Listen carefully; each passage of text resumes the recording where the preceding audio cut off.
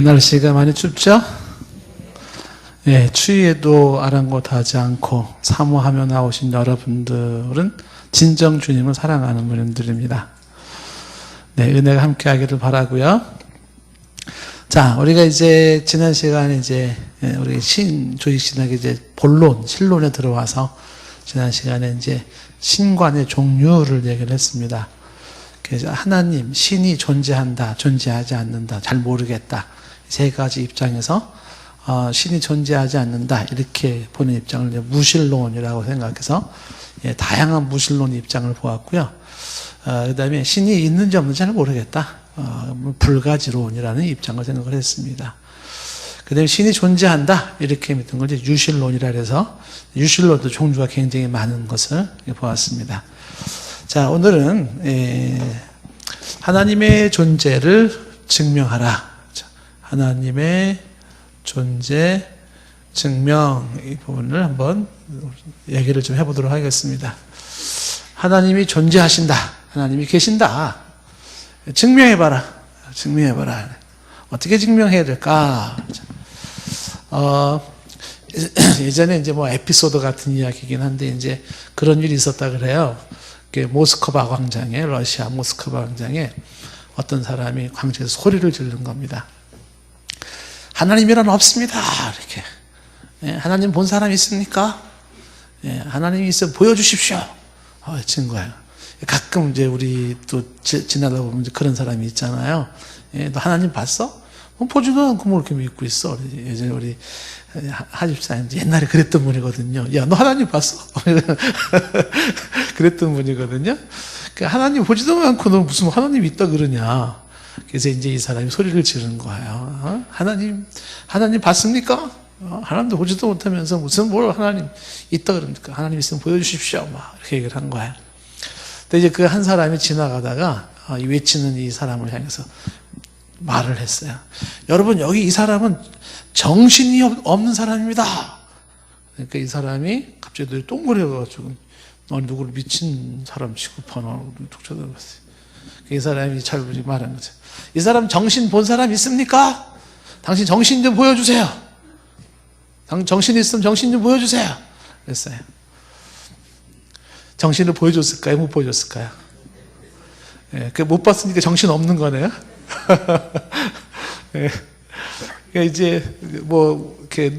그런 논리죠. 그러니까 우리 삶 속에는 보이지 않지만 존재하는 게 굉장히 많죠. 사랑이라는 게 눈에 보입니까? 그렇다고 사랑이 없다고 말할 수 있을까요? 뿐만 아니라 여러분 공기, 산소 보입니까? 안 보이니까 없는 걸까요? 아닙니다. 누가 공기가 안 보인다고 없다고 그렇게 말할 수 있겠어요? 안 보이지만 존재하는 게 굉장히 많죠. TV의 전파 보이지 않지만 그러나 존재하는 거죠. 여러분 가끔 육층에 올라가면은 저쪽에 산막산 산을 넘어서 비행기가 날아가요.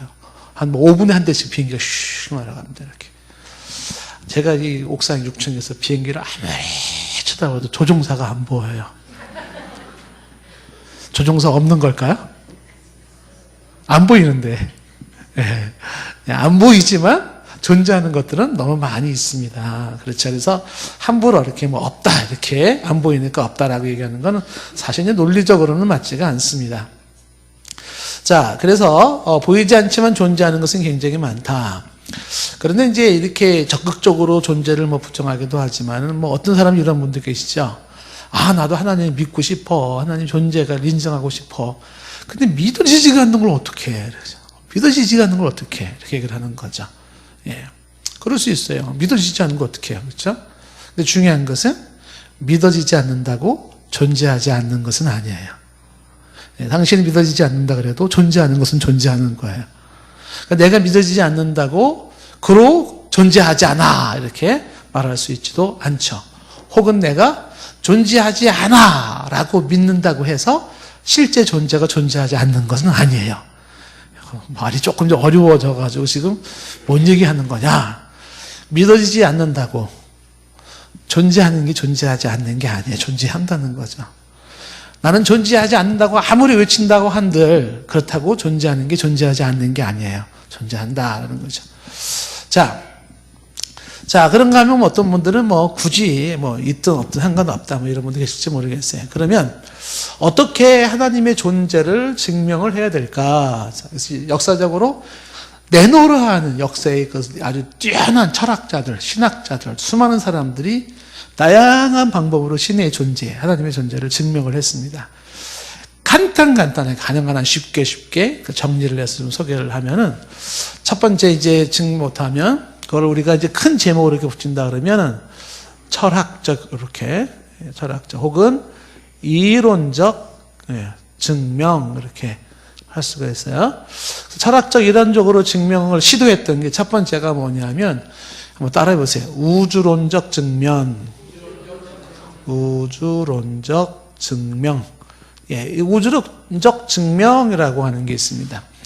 이 우주론적 증명이라는 요거를 아주 선호하고 좋아했던 사람이 중세의 아주 대표적인 신학자인 토마스 아퀴나스라는 사람이 이 증명법으로 하나님을 증명을 했습니다. 여기서는 요건 뭘 말하는 거냐면 요거는 원인에 의한 증명 이렇게 한마디로 말할 수가 있어요. 우주론적 증명은 원인에 의한 증명이다. 자, 어떤 내용일까요? 하나하나 조금 더 설명을 하자면요. 이렇게 말할 수가 있는 거죠. 첫째, 존재하는 모든 것들은 존재의 원인이 있다. 이렇게. 존재의 원인. 이 원인은 이제 존재의 원인이에요. 존재의 원인이 있다. 그러니까 무엇인가 하나가 있다 그러면 그것이 있기까지는 그 어떤 원인이 있기 때문에 그것이 있게 됐다. 자, 우리가 이제 뭐 아기를 낳았다 그러면 엄마 아빠 결혼했기 때문에 아기를 낳은 거겠죠? 자, 이 마이크라고 하는 것도 이 마이크가 있기까지 어떤 원인이 있어요. 무슨 공장에서 어떤 사람들이 해서 이렇게 만들 수도 있습니다. 세상에 존재하는 것 중에 그것이 있기까지 원인이 없지 않아요. 어떠한 원인에 의해서 담은 산소와 질소가 결합을 했든 무슨 보이지 않는 어떤 미생물이 충돌을 했든 어쨌든 그 어떤 원인에 의하여 존재가 이루어지더라라고 하는 것이죠. 그래서 이 우주론적 증명에서는 첫 번째 가설이라고 할 수 있는 게 뭐냐면 모든 존재는 원인을 갖는다 이렇게 보는 거예요. 그러면 이 원인이라는 것은 이것도 또 하나의 존재가 되는 거죠. 그러면 그 이 원인은 뭘까요? 또 다른 원인이 있다 이렇게 보는 거죠. 이 원인이 있기까지는 그것이 있기까지는 또 다른 원인이 있게 된다. 그러니까 원인은 또 다른 원인을 갖게 된다. 그랬을 때 이 원인이 있기까지는 또 다른 어떤 원인이 있는 거죠. 그러니까 이 원인의 원인 계속 그 원인이 있기까지 또 다른 원인이 있을 것이고 그 또 다른 원인이 있기까지 또 다른 원인이 있었을 것이고 그 또 다른 원인이 있기까지 또 다른 원인이 있을 것이고 이제 밤새도록 해야 돼요. 그 원인이 있기까지 또 다른 원인이 있을 것이고 그 원인이 있기까지 또 다른 원인이 있을 것이고 그럼 계속 원인의 원인을 계속 올라갈 때 그럴 때 그 다음에 나타날 수 있는 게 뭐냐면 더 이상의 원인이 없는 원인이 있다. 그거를 이제 최초의 원인 이렇게 얘기를 하는데 최초의 원인이 있다. 이 최초의 원인이라고 하는 것을 이제 제1원인이라고 하는데 아리스토텔레스라는 사람은 이거를 좀 어려운 얘기로 부동의 시동자 이렇게 얘기를 했어요. 부동의 시동자. 이거는 제1원인 이렇게. 제1원인. 그러니까 원인의 원인으로 계속 올라갈 때 언젠간 끝없이 올라가다 보면은 최초의 원인이 있지 않겠나. 최초의 원인. 그 최초의 원인이라고 하는 것은 더 이상의 부동이라고 하는 건 그러니까 어떤 더 이상의 원인을 가지지 않는 처음에 원인을 만드는 원인이에요. 그걸 이제 제1원인 이렇게 얘기를 하는 거죠. 그래서 이 제1원인이라는 것은 있기 마련이다. 이렇게 얘기한 게 요 제1원인이 바로 요 부동의 시동자, 최초의 원인이 그분이 곧 신이다. 이렇게. God, 하나님이다. 이렇게 설명하는 거예요. 더 이상의 원인을 갖지 않는 그 존재를 우리는 신이라 이렇게 부른다는 거죠. 그러니까 모든 존재는 다 그 어떤 것에 의하여 있게 마련인데 더 이상의 그 어떤 것에 의하지 않는 그러한 근원적이고 제일 원인에 해당되는 최초의 원인이 있게 마련이다. 그 원인이 뭘까? 존재의 원인을 가지지 않는 그 최초의 부동의 시동자는 뭘까? 우리는 그를 이 제일 원인을 신이라. 그러니까 거꾸로 얘기하면 원인이 없는 신이 있어서 그분으로 인하여 원인의 원인에서 오늘날 다양한 존재가 존재한다. 이렇게 보는 거죠. 그래서 이런 식으로 봤을 때 우주론적 증명이 우주에는 바로 제일 원인이 있어서 그 제일 원인에 의한 모든 존재가 증명이 된다. 그죠? 자, 이렇게 얘기를 했단 말이죠. 그래서 이걸 이제 우주론적 증명이라고 얘기를 하는 것이에요. 근데 이렇게 얘기를 하면 좀 그럴듯한가요? 자, 근데 여기는 좀 이상하다. 반론을 제기하는 사람이 생겼어요. 반론. 이 이론은 좀 받아들이기 어렵다. 그 반론을 제기한 사람이 이제 임마누엘 칸트라는 사람이 반론을 딱 했습니다. 어떤 반론을 했을까요? 이 칸트가 얘기할 때 반론을 제기하는데 어떤 반론을 했냐면, 자, 원인의 원인? 그래, 인정하겠다. 원인의 원인? 좋다. 원인의 원인? 있다. 그래. 제일 원인이 있다? 그래, 그럴 수도 있겠지. 그런데 여기서 말한 제1원인 혹은 부동의 시동자가 하나님이라고 어떻게 단정할 수 있겠나? 제1원인이 어떻게 그분을 하나님이라고 할 수 있겠는가? 그러니까 이 제1원인에서 하나님으로 이야기하는 건 논리 비약이다. 이렇게. 그래서 이제 이 반론에서 그래, 정말 그러네 또. 제일 원인이 있다고 하더라도 제일 원인이 하나님이라고 어떻게 단정할 수 있을까? 이 부분에 대해서 이제 이 존재 증명은 하나의 난점을 갖게 된 거예요. 칸트 말고 또 하나의 반론이 주어졌어요. 또 하나의 반론은 이제 그 회의론자 아버지는 데이비드 흉이라는 사람이 있는데, 데이비드 흉은 이야기할 때 지금 여기서 얘기하는 것은 원인의 원인이라고 하는 것은 원인과 결과라는 인과율의 원칙을 얘기를 하고 있는데, 인과율의 법칙, 원인이 있고 결과가 있다는 인과율의 이 법칙 자체가 회의적이다. 왜 모든 거를 이렇게만 푸느냐. 뭐 이런 식으로 풀어가는 것 자체가 난 별로 마음에 안 든다. 모든 존재하는 것들이나 모든 것들을 이렇게 원인론적으로만 풀 수 있는 거는 아니지 않느냐. 그래서 인과율 법칙에 의한 존재 자체가 나는 인정할 수가 없다. 그래서 이런 부분에 대해서는 하나님의 존재를 증명한다 할 때 받아들이기 어렵다. 이렇게 되는 것이. 그러면 어떻게 되나. 그래서 두 번째 철학자 중에 이제 두 번째 신의 존재를 증명했는데, 두 번째는 목적론적 증명이라는 게 있어요. 목적론적 증명. 자, 목적론적 증명은 뭐냐, 요거는 한마디로 말하면 설계자의 필연성에 의한 증명, 이렇게 말하는 거예요. 설계자의 필연성에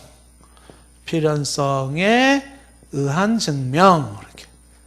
설계자의 필연성에 대한 증명. 이렇게.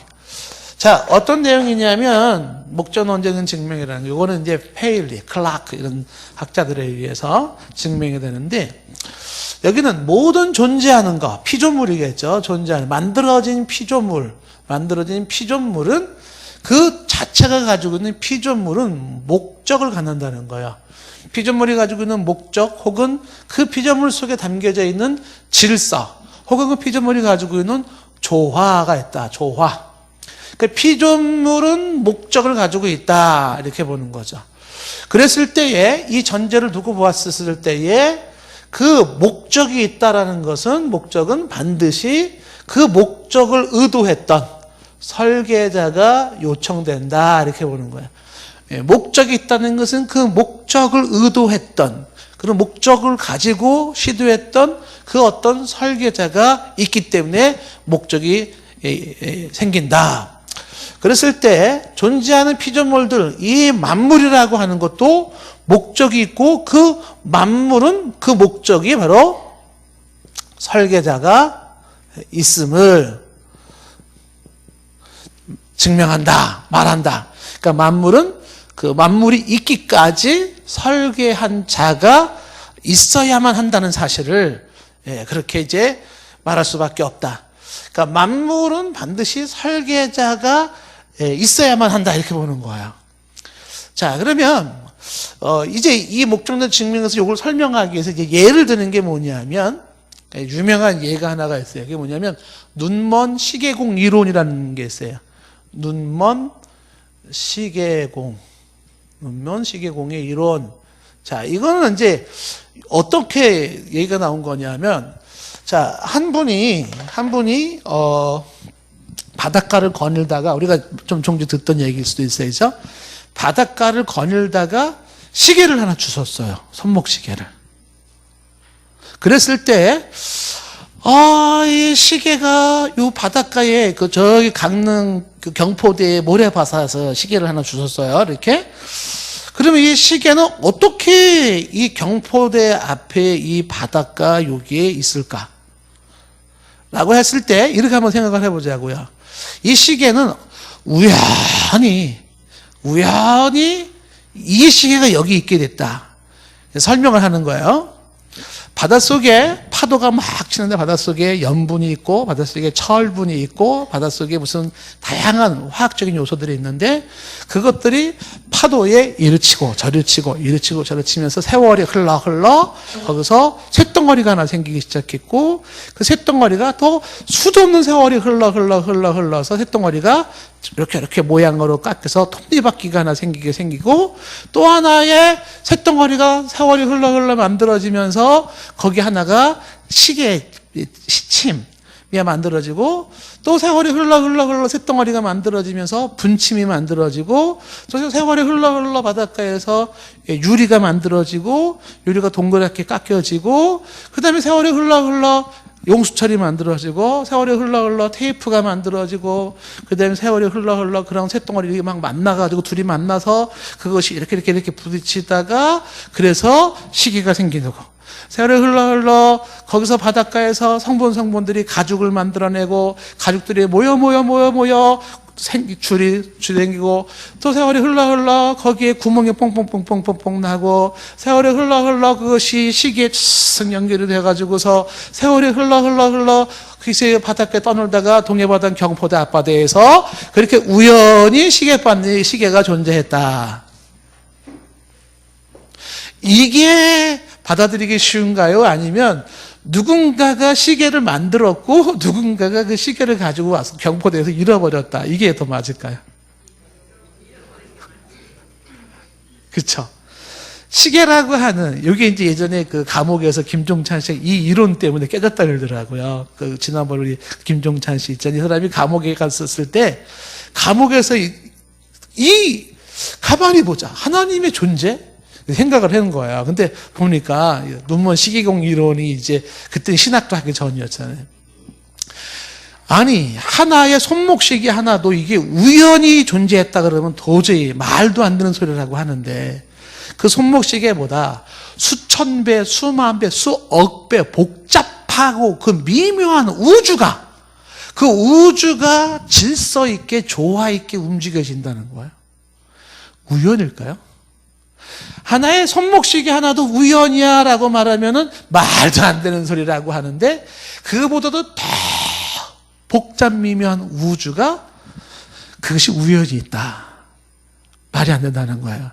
반드시 그것은 이 우주를 그렇게 만들고 운행할 수 있도록 질서와 조화와 목적을 가지고 움직이게 만드는 그 어떤 창조주에 의한 것이라고 설명하는 게 100번 받아들이기가 쉽다는 거야.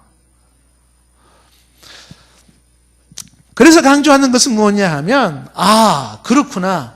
아무리 복잡한 것도 우리가 보통 시계라는 거 하나를 들어서도 얘기할 때 이것은 우연이라고 말할 수 없다면, 그죠? 만물이라고 하는 이 더 복잡한 세계의 존재, 그것은 반드시 그 만물을 의도하고 그 만물을 계획하고 그 만물을 만든 설계자, 그 창조자가 있기 마련이니 바로 그 설계자가 바로 조물주 신이다, 이렇게 하나님이다, 이렇게 설명을 하는 거예요.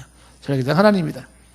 이거는 이제 많은 과학자들도 이제 이거를 인정을 하는 거예요. 뭐 지난번에도 게놈 인간 프로젝트 속에서 거기서 하나님의 설계를 보았다고 그랬잖아요. 그래서 수많은 과학자들이 우주를 연구하다가 하나님을 만나요. 이건 절대로 우연이라고 말할 수가 없다는 거예요. 너무나 복잡한 세계가 질서정연하게 움직여지는데 그거는 결코 우연이라 할 수 없겠다, 이렇게 보는 거죠. 자, 그래서 설계자가 바로 하나님이다, 이렇게 얘기를 한 거예요. 여기서 끝내면 얼마나 좋겠어요. 근데 여기 또 반론이 나왔습니다. 반론. 어떤 반론이 나올까요? 여기에 대한 반론이, 어떤 반론이 있을까요? 이 이론에 대해서는요, 임마누엘 칸트도 굉장히 좋아했어요. 이제 훌륭한 증명법이다, 나 마음에 든다, 이렇게 얘기를 했습니다. 근데 여기에 이제 반론이 뭐냐면, 버트랜드 러셀이라는 사람이 있어요. 이 사람은 또 무신론자인데, 이 사람은, 반론을 제기하는 게 뭐냐면, 단지 존재하는 모든 것은 진화일 뿐이지, 그것은 창조라고 말할 수는 없다, 이렇게 보는 거죠. 그러니까 진화지 창조가 아니다, 이렇게 반론을 함으로써 그걸 어떻게 이거를 창조라는 개념으로 말할 수 있겠는가? 이거는 진화로서도 가능할 수 있다, 이렇게 이제 얘기를 하는 거예요. 그래서 이 진화라는 개념을 추종하는 사람들이 이게 오히려 진화라고 하는 개념이 더 나는 설득력이 있다고 본다, 이렇게 보는 거죠. 더 복잡한 진화도 가능할 수 있겠다. 그래서 이걸 창조로 이걸 몰아붙인다는 것은 무리수다, 이렇게 보는 것이 이제 버트랜드 러셀의 이야기인 겁니다. 그럼 지금도 이제 싸우죠. 지금도 진화해야 할 것인가, 창조해야 할 것인가, 이렇게 막 싸우게 되는 거예요. 나중에 이제 우리가 진화론에 대한 걸 제가 또 설명을 좀 할 일이 있습니다만은, 자, 그 다음에 이제 세 번째 존재 증명이 뭐냐면 도덕론적 증명이라는 게 있어요. 도덕론적 증명. 이 도덕론적 증명이라는 것은 선이라고 하는 거, 선. 사람에게, 인간에겐 착할 선자라고 하는 선. 선이라고 하는 것, 다른 말로 뭐 양심이라고 할 수가 있어요. 선. 그러니까 선이라고 하는 그 존재, 선에 의한 증명, 이렇게. 선에 의한 증명이다, 이렇게. 자, 선에 의한 증명. 여기 이제 도덕론적 증명을 가장 대표적으로 이론을 만든 사람이 임마누엘 칸트예요. 칸트는 이걸로다가 신을 증명하려고 했었어요. 그러니까 무슨 얘기냐면 오직 인간에게는 선이라고 하는, 착함이라고 하는 그 선은 모든 인간의 공통된 의무이다. 선은 모든 인간의 공통된 이것은 의무이고, 그리고 동시에 그것은 바램이며, 그러면서 본능이다, 이렇게. 그러니까 인간이 존재하는 인간들 속에서 선에 대한 개념이 언급되지 않을 때가 없어요. 왜 인간만이 유독 도덕을 논할까? 왜 착하게 살아야 된다? 여러분 혹시 집에 키우는 애완용 동물들이, 그 애완용 동물 개 2마리가 얘기하기를 우리는 자고로 도덕적으로 살아야 되고 윤리적으로 살아야 되는 거, 이런 거 개들이 얘기하나요? 아니면은 어항새의 구피가 도덕적으로 살고, 그리고 한쪽에 구피가 탁 생각하는 사람 로댕을 탁 해가지고 선이란 무엇인가, 뭐 이런 거 고민하고 그런 구피 본 적이 있나요? 다른 동물들은 선의 개념이 없어요. 근데 유독 인간은 선을 이야기해요. 착하게 살아야 된다, 윤리가 필요하다, 이런 얘기를 하는 거죠. 그러면 왜 굳이 인간만이 그 선에 대한 그러한 본능을 가지고 있고 그거에 대한 바램을 가지고 있고 왜 그것을 그렇게 살아야만 한다고 의무적으로 이야기를 하는가, 이렇게 보는 것이죠. 이 얘기는 지금 이제 칸트는 이야기하기를 이렇게 선에 대한 본능을 가지고 있고 바람을 가지고 있고 의무를 가지고 있다라고 하는 것은 바로 그것은 그 선이 있기까지 바로 그 근본적인 선이 있기 때문이다라는 거예요. 근본적인 선. 그래서 이 선이라고 하는 것은 이 선이 인간에게 있어야 하고 인간에게는 꼭 가져야만 하는 근본적인 선을 이야기하는데 그 선이 칸트가 얘기할 때 지고선 이렇게 지고선 지극히 고차원적인 선 이렇게 얘기를 하는 거예요. 지고선은 다른 말로 말하면 최고의 선 이렇게 최고의 선. 이 지고선이라는 것이 있다는 거죠. 근본적으로 그 지고선이 있기 때문에 그 지고선에 의하여 인간은 선을 추구하는 동물이 되었다 이렇게 보는 거죠. 그렇다면 이 지고선이라는 건 대체 뭐냐라고 했을 때 이 지고선이 칸트는 바로 하나님이다, 신이다 이렇게 설명을 한 거예요. 결국은 착한 존재가 계셔서 최고의 착한 존재가 계셔서 최고의 도덕적인 존재가 계셔서 그분이 계셨기 때문에 그 최초의 최고의 선, 도덕이신 그분으로 인하여 인간은 그 선 속에 벗어날 수가 없다라는 거죠. 그러니까 인간이 선을 추구한다는 것은 뭐냐라면 그 선의 근원이 되시는 지고선에 해당되는 하나님이 계시기 때문이다. 이렇게 해서 하나님의 존재를 증명을 하는 것이에요. 그래서 이 재미난 얘기는 이제 이런 얘기를 하죠. 칸트 이 얘기를 보면서 무릎을 딱 치기도 하고 몰테르라고 하는 사람이 나 이 칸트 이거 나 너무 마음에 든다 이거. 그래서 몰테르가 뭐라고 얘기를 하냐면 도덕적 질서를 위하여 사람 사이에는 도덕적 질서를 위하여 전지전능한 신은 있어야만 한다. 만약 그런 신이 없다면 하나쯤 만들어야 된다. 인간은 왜 뭘 얘기하는 것이겠어요? 인간은 도덕적인 질서가 필요해요. 사람은 도덕적으로 살아야 되는 거예요. 그 질서를 위하여는 반드시 지고선에 해당되는 전지전능한 신은 반드시 있어야만 해요. 그래서 그 신으로 인하여 우리는 도덕적인 삶을 살 수가 있는데 만약에 지고선이라는 그 하나님이 없다면 이런 신을 하나쯤 만들어야 된다. 그만큼 절실하게 지고선은 필요하고 그것이 곧 하나님에 대한 필요성으로 인식이 된 거예요. 이게 이제 볼테르라고 하는 사람이 이야기를 하는 것입니다. 좀 마음에 드시나요? 여기서도 반론이 나오는 거죠. 반론이. 또 어떤 반론이 나올까요? 그 까미라고 하는 사람이 이제 반론을 제기했어요. 어떤 반론을 제기했냐면 선이 하나님으로부터 지고선이 하나님이고 그 선이 지고선이 하나님으로부터 오는 것이라면 선한 사람이 당하는 고통은 무엇인가? 그렇다면 그 신이 고통의 원인도 되는 것인가? 이렇게. 그러니까 선이 하나님으로부터라고 말한다면 지고선이 하나님으로부터라고 얘기한다 그러면 선한 사람이 당하는 고통은 대체 뭐냐? 이 얘기는 곧 하나님이 고통의 원인이냐? 아니 하나님이 선을 나왔는데 선한 사람이 너무 힘들어요. 그러면 하나님은 고통의 원인이 되는 것이냐? 이 질문을 나올 줄은 누가 알았겠어요 또? 그래서 이거 글쎄 이렇게 이 도덕적 증명에서는 그 인간의 선한 자가 갖는 인간의 고통 문제를 얘기하면서 과연 지고선이 하나님이라면 지고선에 의한 선이 바로 인간에게 주어진다 그러면 그 선한 이의 고통은 바로 그 지고선을 주신 그 하나님의 고통의 원인이냐 이렇게 얘기를 하는 거죠. 이거는 굉장히 대답하기가 아주 굉장히 어려운 질문이에요. 신학적으로도. 그래서 그럼 네 번째 자 증명은 어디까지 갈까요? 오늘 어쩜 밤샐지도 몰라요. 지금 네 번째. 그 네 번째 증명은 어떤 증명이 있는가? 존재론적인 증명이라는 게 있어요. 존재론적 증명. 제가 밤샌다 그래도 여러분 눈 하나 깜짝 안 해요. 왜 그러냐면 칠판이 거의 다 채워가거든요. 지금까지 봐서 칠판이 거의 차면 끝난다는 걸 이미 잘 알고 있어요. 여러분들은. 자, 존재론적인 증명이 있는데, 존재론적인 증명, cosmological argument 혹은 ontological argument. 이거는 이제 완전에 의한 존재 증명, 이렇게 말할 수가 있어요. 완전에 의한 증명, 이렇게.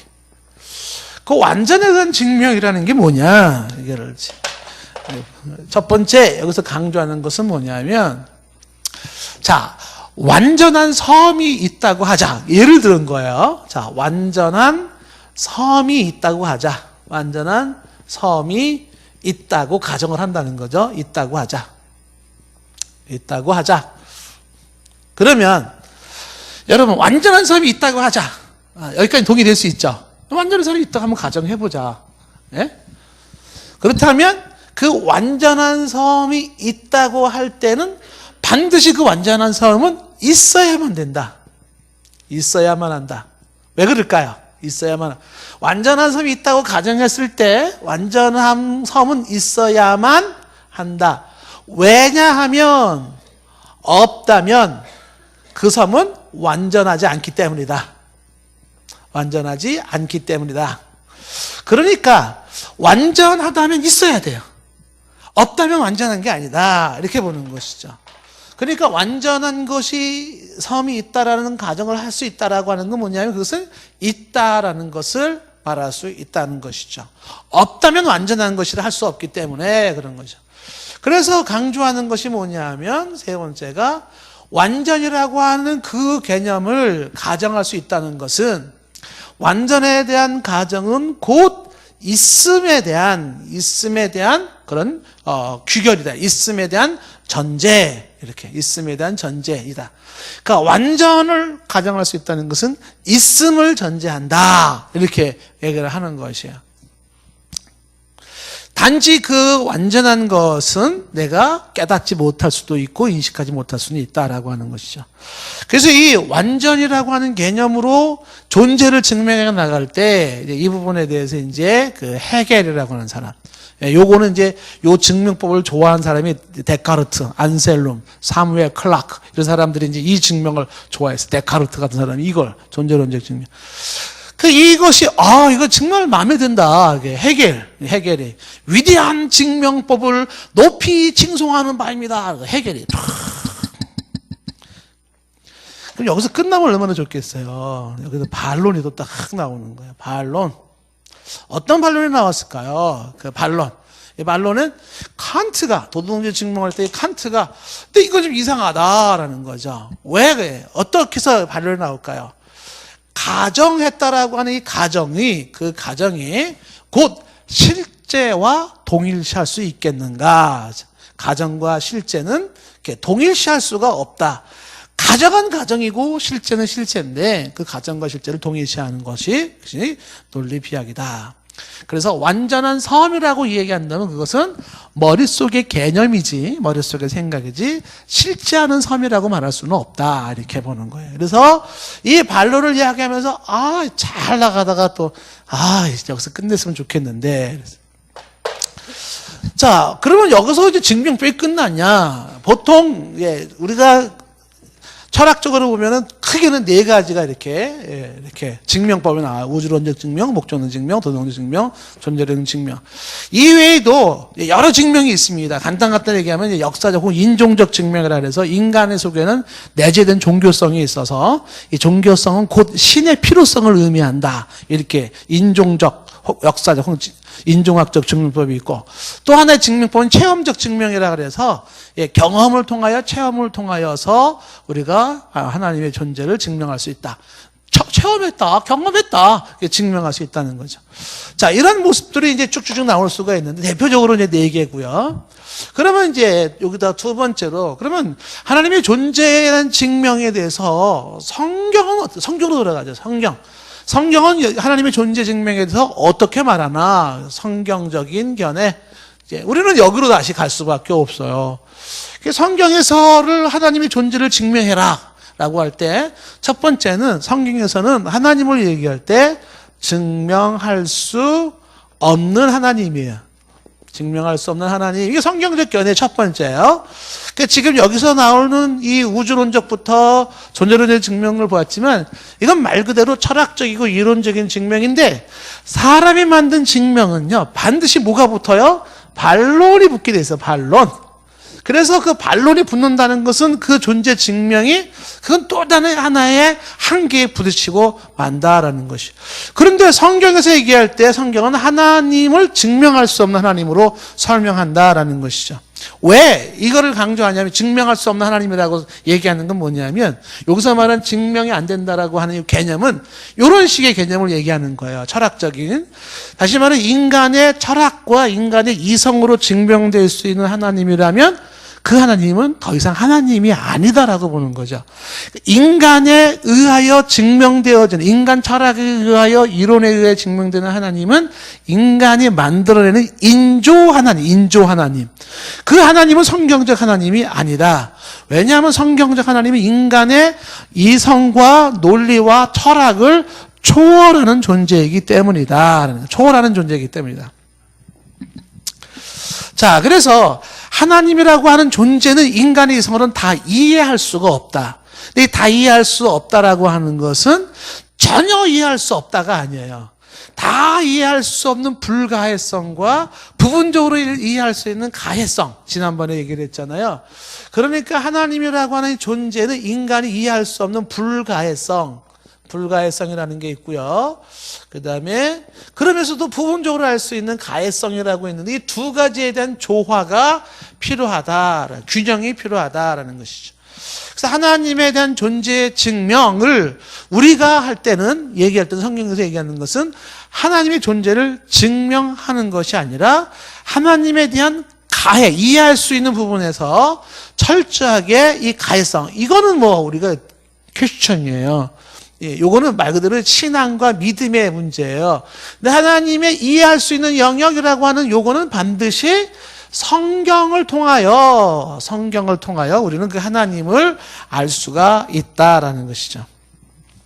자, 여기서 이제 뭘 얘기하는 거냐면 하나님에 대한 완전한 이해를 요구한다면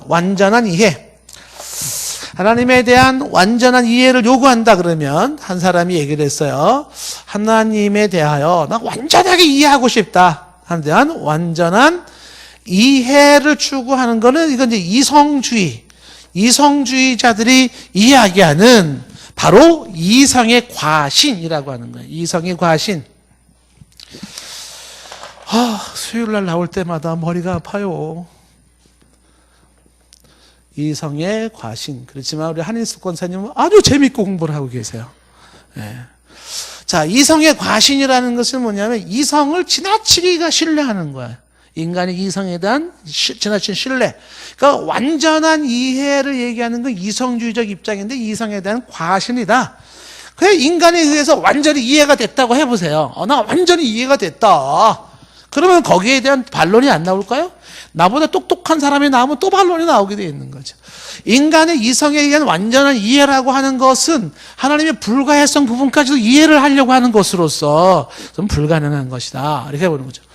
그래서 반대로 하나님의 그 완전한 이해가 안 되기 때문에 또 반대로 뭐가 나오겠어요? 하나님은 전혀 이해할 수가 없어. 이렇게. 그러니까 하나님에 대한 몰이해. 하나님은 전혀 이해가 안 돼. 다시 말하면 불가해성 하나님이기 때문에 가해성 하나님을 또 놓쳐버린단 말이에요. 하나님은 도저히 이해가 안 돼. 요거는 이제 반이성주의, 이렇게 반이성주의. 그 반이성주의를 우리가 뭐라고 말하는 거냐면 요거를 맹신이라 그러는 거예요. 맹신, 맹목적인 신앙, 맹신 이렇게. 그러니까 이 두 가지의 약점이 뭐겠어요? 좀 전에 얘기했던 이 두 개의 조화가 이루어져야 되는 건데 이해할 수 없는 하나님도 인정을 해야 되고 이해할 수 있는 하나님도 인정을 해야 되는데 그런데 이해할 수 있는 하나님으로만 얘기할 때는 이성의 과신으로 인하여서 불가한 하나님에 대한 영역을 놓쳐버리게 되는 거죠. 머릿속에서 논리로 귀결되어지는 하나님이 되어버리는 거예요. 반대로 하나님의 가해성이라고 하는 부분적 이해에 대한 내용들만을 이 부분을 이제 놓쳐버렸어요. 그래가지고 불가해성 때문에 하나님은 도저히 이해할 수 없는 분야 이것만 강조했다. 그렇게 되면 어떻게 될까? 반이성주의가 돼가지고 맹신이 되는 거죠. 맹신. 자, 여기서는 이제 하나님에 대해 이해의 개념에서 하나님은 증명할 수 없다라는 얘기를 먼저 이성적으로 완벽하게 증명할 수 없다. 이렇게 이성적으로는 완벽하게 증명할 수가 없다라는 거예요. 그 두 번째 성경에서 말하는 게 뭐냐면 하나님은 증명이 필요 없다. 증명이 필요 없는 하나님이에요. 성경에서는 하나님을 이야기할 때 하나님의 존재 증명을 성경은 필요로 하지 않아요. 그러니까 하나님은 인간에 의해서 당신의 존재를 증명해 볼 필요가 있는 그런 분이 아니에요. 만약에 하나님의 존재 증명에 대한 거를 하나님이 아신다 그러면 창세기 1장 1절부터 아마 이 문제를 풀었을 거예요. 나는 여호와라, 나의 존재를 증명하노라. 하나님의 존재를 추측 증명했을 거예요. 그런데 창세기 1장 1절부터 하나님은 당신의 존재를 증명하는 것이 아니라 하나님의 존재를 당연시 하고 있어요. 다시 말하면 하나님의 존재를 증명하지 않고 하나님이 뭐예요? 다만 존재하심을 선포할 뿐이에요.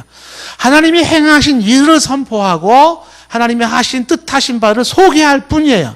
하나님 당신의 존재를 인간에게 굳이 증명해 보일 필요가 없으신 하나님이 성경의 하나님이세요.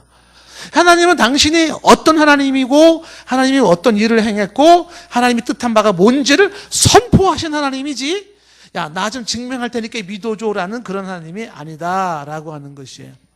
자, 그랬을 때 하나님은 증명이 필요 없는 하나님이다.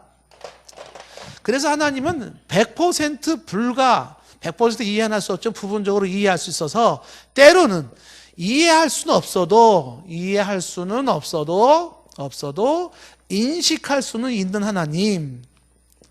그러니까 하나님은 이해의 대상이 아니에요. 그것보다도 인식할 수 있는 하나님, 이렇게. 그래서 성경에서는 이야기할 때 강조하는 것이 무엇이냐면 하나님은 존재를 증명하라. 있니 없니를 증명하라. 하나님을 얼마나 이해할 수 있겠냐? 라고 하는 인간의 이성의 논리의 문제가 아니라 성경에서 세 번째로 강조하는 것은 뭐냐면 하나님은 어떤 하나님일까요? 하나님은 믿음의 대상, 신앙의 대상이신 하나님이에요. 이게 성경에서 우리가 하나님에 대한 존재에 대한 우리의 접근법일 수가 있습니다. 다시 말하면 하나님은 존재의 증명 대상이 아니라 신앙의 대상이다. 믿음의 대상이다. 오늘 히브리서 11장 6절 말씀에 어떻게 됐어요? 믿음이 없이는 하나님을 기쁘시게 할 수 없나니. 그렇죠? 근데 뭐라고 되어 있습니까? 하나님께 나아가는 자는 반드시 그분이 계신다는 것과 그분이 또한 자기를 찾는 자들에게 상 주시는 이심을 믿어야 할지니라. 그러니까 하나님은 믿음의 문제로 얘기하고 있는 것이지 이성의 증명의 문제가 아니다라는 것이에요. 그래서 이제 철학자 중에 이제 안셀모스라는 사람은 뭐라고 말을 하냐면 나는 믿기 위해서 이해하는 것이 아니라 이해하기 위해서 믿습니다라는 얘기를 하죠. 그래서 신앙 우위론이라고 하는, 그러니까 나는 믿기 위해서 이해해요. 그러면 어느 정도까지 이해하면 믿을까요? 하나님의 불가해성까지 그거 도저히 이해가 안 되면 안 믿을까요? 그건 아닌 것이죠. 그래서 하나님을 믿기 위해서 난 이해합니다라고 하는 그런 개념보다도 더 필요한 게 뭐냐면 이 안셀무스가 얘기한 거, 나는 믿기 위해서 이해한다. 믿기 위해서 이해한다. 이 개념이 아니고 이해하기 위해서 나는 믿는다. 믿음으로 나갔더니 부분적으로 이해되어지고 인식할 수 있는 하나님이다라는 거죠. 그래서 믿음으로 나간다. 다시 말하면 무슨 얘기를 말하는 거냐면 하나님의 존재를 확인하고 싶은 사람이 만약에 있다 그러면 그 사람이 해주고 싶은 말이 뭐예요? 믿음을 키우세요. 이렇게 말하는 거예요. 믿음을 키우세요.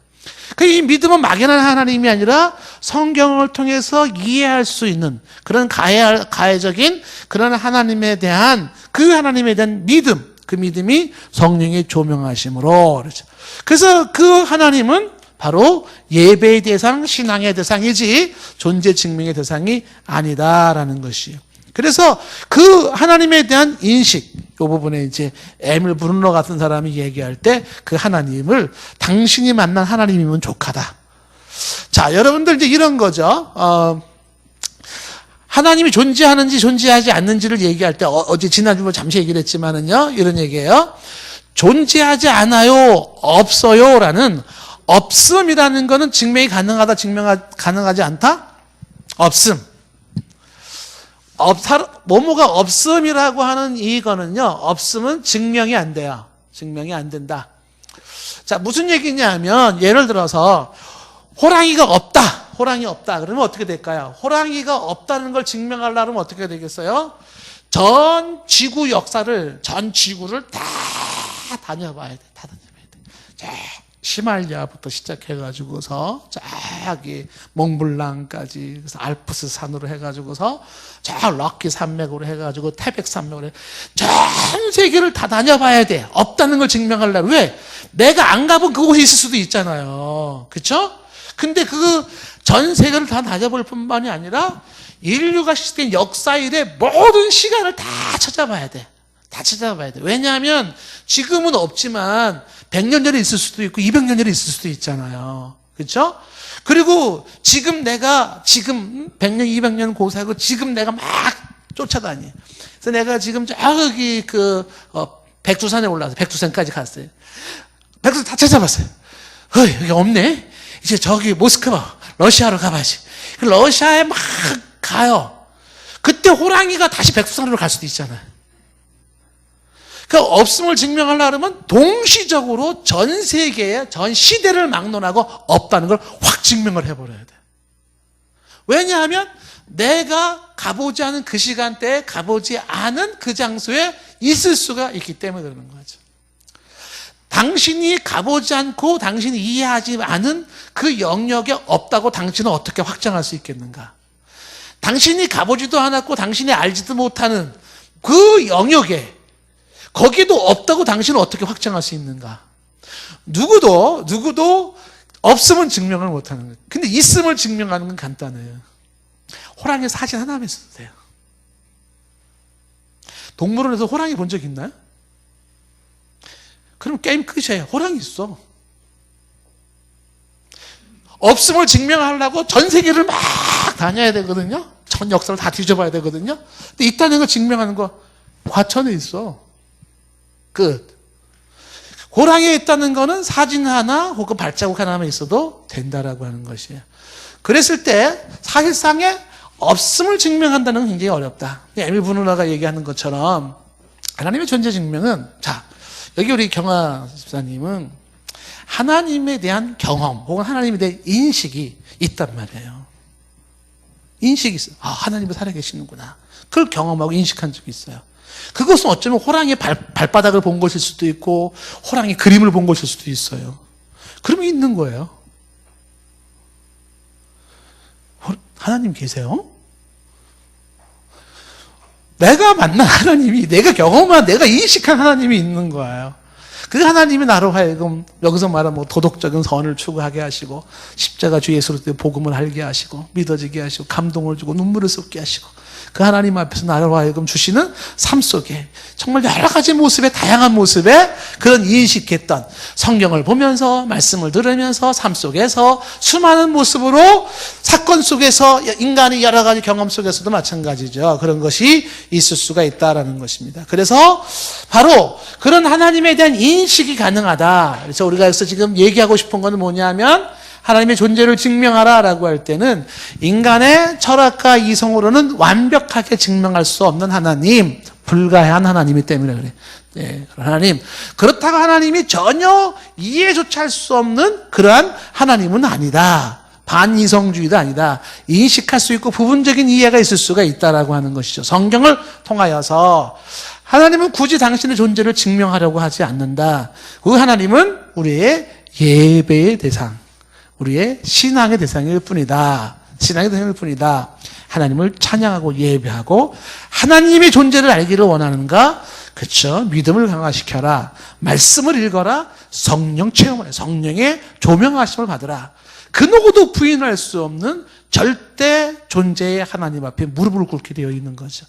만약에 내가 그런 게 있다면 지난번에 어떤 그 스님이 돌아왔었던 그 얘기처럼 그렇게 내가 TV 보다가 벼락을 맞았어요. 내가 벼락을. 당신은 죄인이요? 라는 그 말이 벼락을 맞았단 말이죠. 그리고 정말 하나님께서 왜 예수 그리스도를 이 땅에 보내주시는지 알 수가 있었다. 그 사람은 더 이상 필요가 없어요. 내가 만난 호랑이, 내가 본 호랑이, 내가 경험한 호랑이가 있음으로 인하여서 그냥 있는 거가 되는 것이죠. 시편 14편 1절 말씀이 분명히 말했어요. 어리석은 자는 그 마음에 이르기를 하나님이 없다 하도다. 성경은 말하기를 하나님이 없다고 하는 사람은 어리석은 자라는 게 성경의 증언이죠. 우리는 성경을 통하여서 하나님의 존재를 우리는 확인하고 그 하나님은 우리의 예배의 대상이고 그 하나님이 우리가 알 수 있는 범위 내에서 보여주신 성경을 통해서 그 하나님을 알 수 있는 범위 내에서 알아 그 하나님을 섬기고 예배하고 나아가는 것이다 하는 것입니다. 오늘의 이야기는 바로 이렇게 정리를 할 수 있겠습니다. 기도하겠습니다.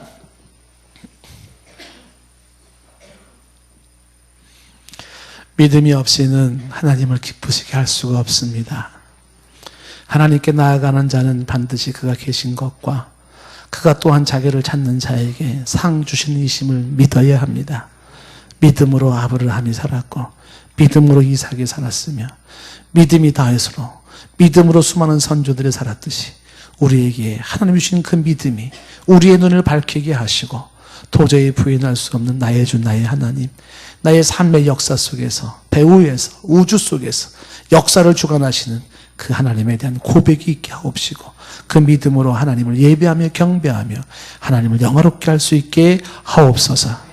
예수님의 이름으로 기도드리옵나이다. 아멘.